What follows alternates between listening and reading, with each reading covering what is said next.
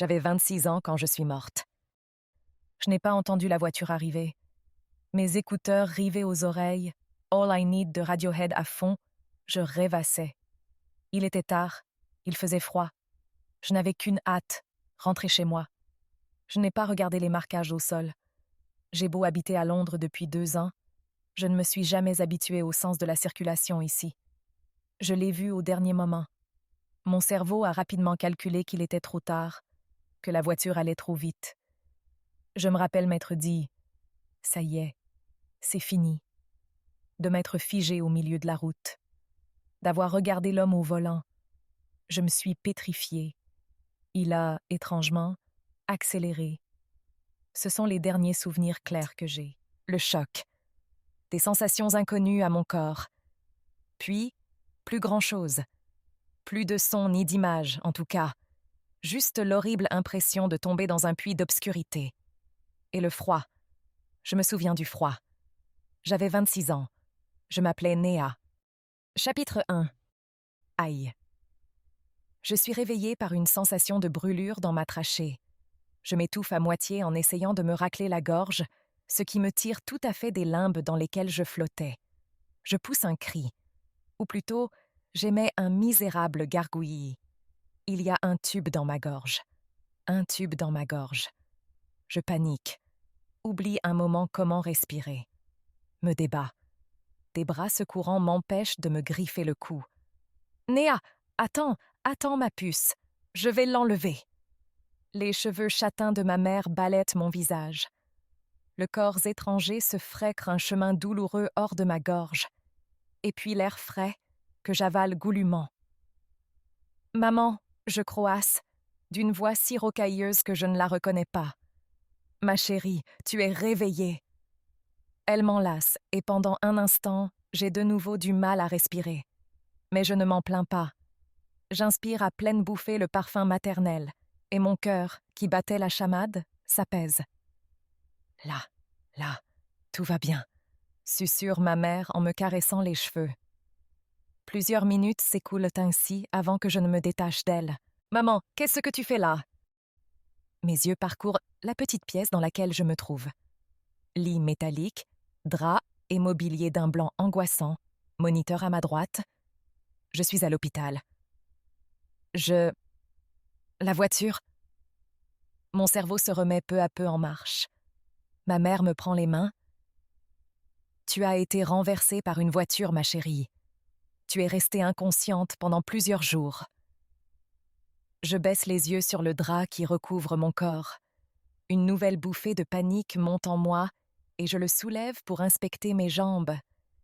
Mais elles sont toujours bien là, intactes, à part pour quelques bleus violacés qui tranchent contre la pâleur de ma peau.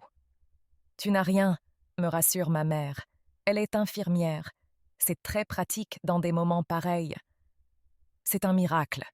La voiture t'a heurté, mais tu as... » Elle hésite. Une lueur passe dans ses yeux. « Tu t'es débrouillée pour tomber hors de sa trajectoire. Tu as une commotion cérébrale, une épaule luxée, plusieurs contusions, » énumère-t-elle, mais rien d'autre à déplorer. Pour le reste, tu es en parfaite santé. Sa voix déraille sur ce dernier mot. Elle me reprend dans ses bras, me serre à m'étouffer. « Ma petite puce », dit-elle encore en pressant mon visage contre son épaule. Moi, j'ai du mal à assimiler tout ce qu'elle vient de me dire. J'ai l'impression de tourner au ralenti. Ah, c'est vrai, j'ai une commotion cérébrale. Cela ne doit pas aider. Quand es-tu arrivée ? Dès que la police nous a prévenus. Nous avons pris le premier vol. Marqué là aussi. Elle hoche la tête, ses traits se détendent. Un sourire se faufile sur son visage. Son mari a toujours cet effet-là sur elle. Tu nous as fait une sacrée frayeur. Ah, notre championne est réveillée. En parlant du loup, mon beau-père, Marc, passe la porte, un café à la main, et vient s'asseoir de l'autre côté du lit. « C'est sympa de te joindre à nous », me dit-il avec un sourire malicieux. Je passe des bras de ma mère aux siens, avec un rire qui finit en sanglots étouffés. Je suis tellement heureuse de les voir. La pensée que j'ai failli me faire écraser pénètrent peu à peu mon esprit. Les tracas de la vie quotidienne, du boulot, toutes les questions que je me posais jusque-là, tout me semble dérisoire d'un seul coup. Je suis en vie. Je suis en vie. Je sens les larmes couler sur mes joues. C'est normal, c'est le choc, me réconforte Marc en nous tendant un mouchoir à maman et moi. Quand je pense que tu... Maman n'arrive pas à finir sa phrase. Marc nous prend la main à toutes les deux. Elle va bien, Céline. C'est un véritable miracle, et c'est tout ce qui compte. Cela ne nous empêche pas de fondre en larmes tous les trois, avec divers niveaux de discrétion. Quand l'émotion retombe, une fatigue inimaginable m'assaille. Le jour décroît derrière les carreaux de la fenêtre. « Repose-toi, ma puce », m'ordonne ma mère, avec un dernier baiser sur mon front. Elle sort mon téléphone portable ainsi que son chargeur de son sac et les dépose sur ma table de chevet. « Nous reviendrons demain matin, quand tu seras réveillé. Je crois que je m'endors avant même que la porte ne se referme derrière eux. Et je rêve. Je rêve que je vole. Il fait noir complet, les ténèbres m'oppressent, mais une lumière se dessine, au-dessus de ma tête. J'ai envie de m'en rapprocher. Je sens que si je l'atteins, je serai libérée. Alors je monte. Je m'élève. Je suis de plus en plus légère, de plus en plus proche de la source, du bout du tunnel. Mais quelque chose me retient, me ramène inexorablement vers le sol. Une supplication. Ne pars pas.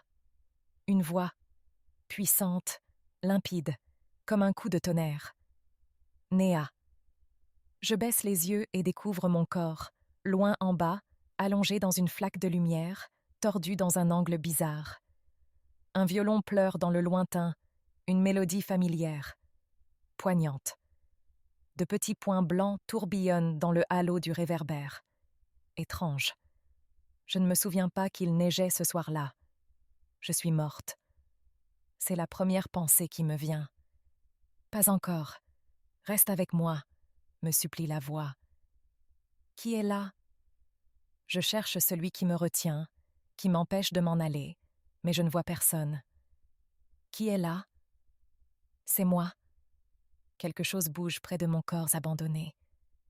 Je distingue une forme blanche, flamboyante, aux proportions étranges, inhumaines. La chose se tourne vers moi. Je vais bientôt voir son visage. Néa, nouveau murmure, qui est une caresse sur ma peau. La lumière s'accroît, nous englobe, mon corps, l'inconnu et moi. Je plisse les yeux, aveuglée, et puis plus rien. De nouveau le noir et la chute vertigineuse. Je tombe dans des ténèbres sans fin. Je me réveille en sursaut. La chambre est plongée dans l'obscurité. L'horloge au mur indique 3h30 du matin.